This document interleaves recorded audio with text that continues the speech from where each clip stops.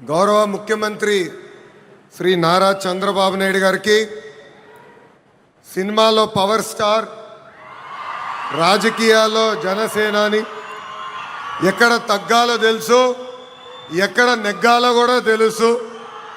నాకు సొంత అన్న లేని లోటు తీర్చిన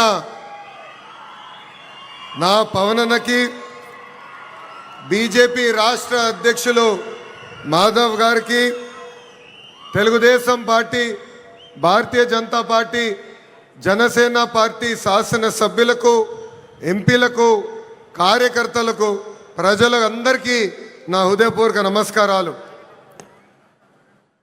కలియుగ దైవ సాక్షిగా ప్రజాప్రభుత్వం 2 ఏళ్ల పాలన పూర్తి చేసుకుంటాం జరిగింది.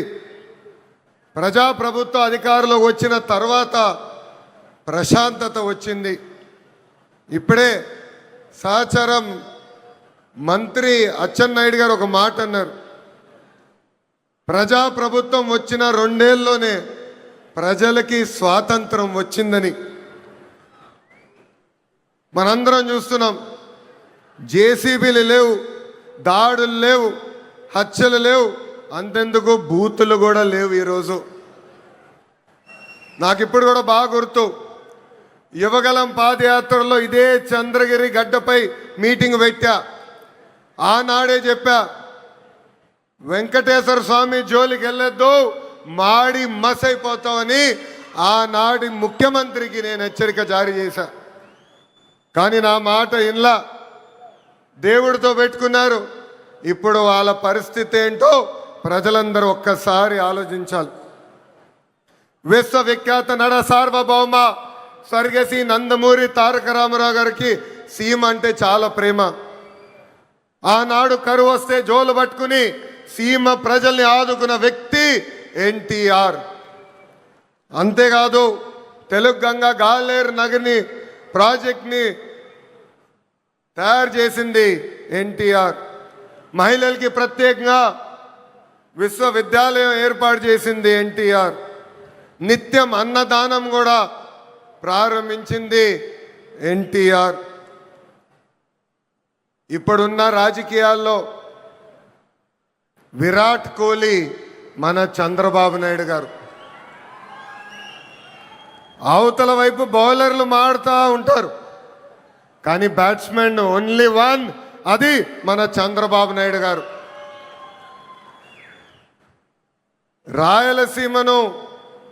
రాయలసీమగా మార్చిన వ్యక్తి మన చంద్రబాబు నాయుడు గారు. ఎవరికి తెలియని సమయంలో బిందు సైద్యం పరిచయం చేసి ఏకంగా రాయలసీమలో రత్నాలు పండే విధంగా చేసిన వ్యక్తి మన సిబిఎన్. హంద్రినివా సుజలా స్రవంతి ప్రాజెక్ట్ని పూర్తి చేసి చివరి నియోజకవర్గం కుప్పానికి నీరు తీసుకెళ్లిన వ్యక్తి మన సిబిఎన్. అంతెందుకు, పులివెందల కూడా నీరిచ్చిన గొప్ప వ్యక్తి మన చంద్రబాబు నాయుడు గారు. ఇప్పుడు ఏకంగా 1,00,000 కోట్ల పెట్టుబడితో మిషన్ రాయలసీమ కూడా ప్రారంభించిపోయే వ్యక్తి మన ముఖ్యమంత్రి చంద్రబాబు నాయుడు గారు. 2019 నుంచి 24 వరకు గొడ్డలి పార్టీ అరాచక పాలన మనందరం చూసాం. వాళ్ళ చెల్లికి అన్యాయం చేయొద్దని అడిగిన బీసీ బిడ్డ అమర్నాథ్ గౌడ్ పైన పెట్రోల్ పోసి ఎలా తగలబెట్టారో మన కల్లారా చూసాం. ఒక మాస్క్ అడిగినందుకు ఒక దళిత డాక్టర్ సుబ్రహ్మణ్యాన్ని పిచ్చోడు చేసి ఎలా చంపేశారో ప్రజలందరూ చూశారు. సొంత డ్రైవర్ సుబ్రహ్మణ్యాన్ని ఏకంగా గంజాయి మత్తులో చంపేసిన వాళ్ళ ఎమ్మెల్సీని మనందరం చూసాం. నంద్యాల నియోజకవర్గంలో ఒక మైనారిటీ కుటుంబాన్ని వేధిస్తున్నారు, ఈ వేధింపులు మేము తట్టుకోలేమని ఆత్మహత్య చేసుకునే పరిస్థితి మనందరం చూసాం. వైకాపా నాయకుల కూతురు కన్నా వాళ్ళ కూతురికి ఎక్కువ మార్కులు వస్తున్నాయని ఆ కుటుంబాన్ని వేధిస్తే, ఆ వేధింపులు నేను చూడలేను, తట్టుకోలేనని ఆత్మహత్య చేసుకున్న మిస్బాని మనందరం చూస్తాం కూడా జరిగింది. ఆనాడు అన్నారు, తెలుగుదేశం పార్టీ జెండా లేకుండా చేస్తామన్నారు, ప్రజలే ఈరోజు వాళ్ళ జెండా పీకేస్తాం జరిగింది. వై నాట్ 175 అని చెప్తే ఏకంగా టీమ్ 11 ప్రజలు వాళ్ళకి తీర్పిస్తాం కూడా జరిగింది. సిద్ధమంటే యుద్ధానికి రెడీ అని తీర్పిచ్చింది ఆంధ్ర రాష్ట్ర ప్రజలు. అసెంబ్లీలో అడుగుపెట్టనయో అన్నారు, ఏకంగా ప్యాలెస్ గోడలు బద్దలు కొట్టి చంద్రబాబు నాయుడు గారిని ముఖ్యమంత్రి చేసిన ఘనత మా పసుపు సైన్యాన్ని. ఇప్పుడు రపరప అంటున్నారు. రపరప అంటే చూస్తూ మేము ఊరుకోం. ఎర్ర బుక్కు దాని పని చేసుకుంటూ వెళ్తుందని ఈ సభాముఖంగా ఆ కుర్ర బ్యాచ్కి నేను హెచ్చరిక జారీ చేస్తున్నా. ప్రజాప్రభుత్వం 2 ఏళ్ల పాలనలో సుపరిపాలన అందించాం. అన్ని చేశామని కాలు ఎగరేసుకుని మేము తిరగట్లేదు. కానీ ఎన్ని ఆర్థిక ఇబ్బందులున్నా ఇచ్చిన హామీలకు పద్ధతి ప్రకారం నిలబెట్టుకుంటూ వెళ్తున్నాం. ఎవరు ఊహించిన విధంగా అధికారంలోకి వచ్చిన వెంటనే 4,000 రూపాయలు వృద్ధులకి పెన్షన్ ఇస్తున్నాం. వికలాంగులకి 6,000 రూపాయలు బెడ్కే పరిమితం అవుతే 15,000 రూపాయలు పెన్షన్ ఇస్తున్న ఏకైక ప్రభుత్వం ఆంధ్ర రాష్ట్రంలో ఉన్న ఎన్డీఏ ప్రభుత్వం. అంతేకాదు మూసేసిన అన్న క్యాంటీన్లు తిరిగి ప్రారంభించాం. డిఎస్సి ద్వారా 16,000 టీచర్ పోస్టులు భర్తీ చేశాం. 6,000 కానిస్టేబుల్ పోస్టులు భర్తీ చేశాం.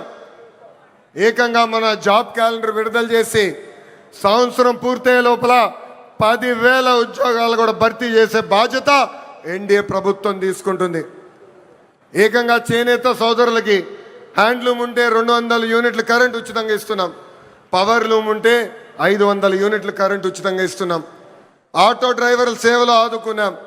మత్స్యకారుల సేవలో మత్స్యకారులను ఆదుకున్నాం. స్త్రీ శక్తి పేరుతో మహిళలకి బస్సులో ఉచితంగా ప్రయాణించే హక్కు కూడా ప్రజాప్రభుత్వం కల్పించింది. దీపం పథకం ద్వారా ఉచితంగా గ్యాస్ సిలిండర్లు కూడా మా తెలుగింటి ఆడబడుచులకి పంపిస్తాం కూడా జరుగుతుంది. ప్రజాప్రభుత్వం నినాదం ఒకటే, ఒకే రాష్ట్రం ఒకే రాజధాని, కానీ అభివృద్ధి వికేంద్రీకరణ.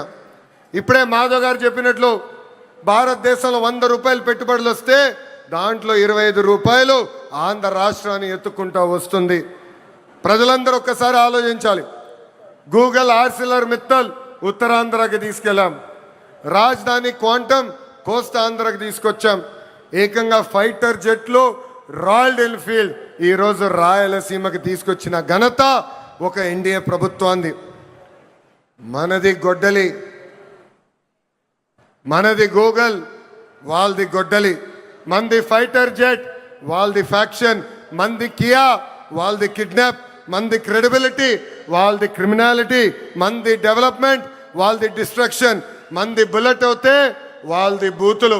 మనం మహిళలకి 33% రిజర్వేషన్ ఇస్తే ఏకంగా తల్లిని చెల్లిని మెడబట్టి బయటికి గంటేసిన చరిత్ర ఆ గొడ్డలి పార్టీది. ప్రజలందరూ ఒక్కసారి ఆలోచించాలి. జగన్ ఆయన పేరులో జీ చూసి జెన్జీ అనుకుంటున్నాడు. జగన్ పేరులో ఉన్న జీ గొడ్డలి. అందుకే ఆ పార్టీకి గొడ్డలి పార్టీ అని ఈరోజు పేరు పెడతాం జరిగింది.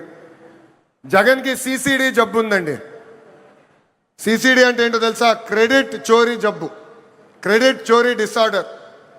ఏకంగా పేపర్లో వార్తలు వచ్చినాయి, ఆంధ్ర రాష్ట్రానికి ఆర్సిలర్ మిత్తల్ ప్రాజెక్ట్ వస్తుందని. ఆయన ప్రెస్ మీట్ పెట్టి ప్రాజెక్ట్ రావట్లేదు, పక్క రాష్ట్రానికి వెళ్తుందని చెప్పారు. గౌరవ ముఖ్యమంత్రి గారు, ఉప ముఖ్యమంత్రి గారు ఆ ప్రాజెక్ట్కి శంకుస్థాపన వేస్తే లేదు నేనే ఆ ప్రాజెక్ట్ని తీసుకొచ్చానని ప్రెస్ మీట్లో చెప్పే పరిస్థితి మనందరం చూసాం. ఇంతేకాదు ప్రపంచం మొత్తం తిరిగి పెద్ద ఎత్తున గూగుల్ని మన రాష్ట్రానికి తీసుకొస్తే వాళ్ళు అడ్డుపడ్డారు, కోర్టులో కేసేశారు. కానీ ఇప్పుడు ప్రెస్ ముందరికి వచ్చి మా వల్లనే గూగుల్ ప్రాజెక్ట్ వచ్చిందని చెప్పుకునే పరిస్థితి. ఇంకా కొన్ని సంవత్సరాలు పోతే ఆగస్ట్ 15 నాడు భారతదేశానికి స్వాతంత్రం తీసుకొచ్చింది మా తాత అని చెప్పుకునే పరిస్థితికి సిసిడి జగన్ వస్తారు.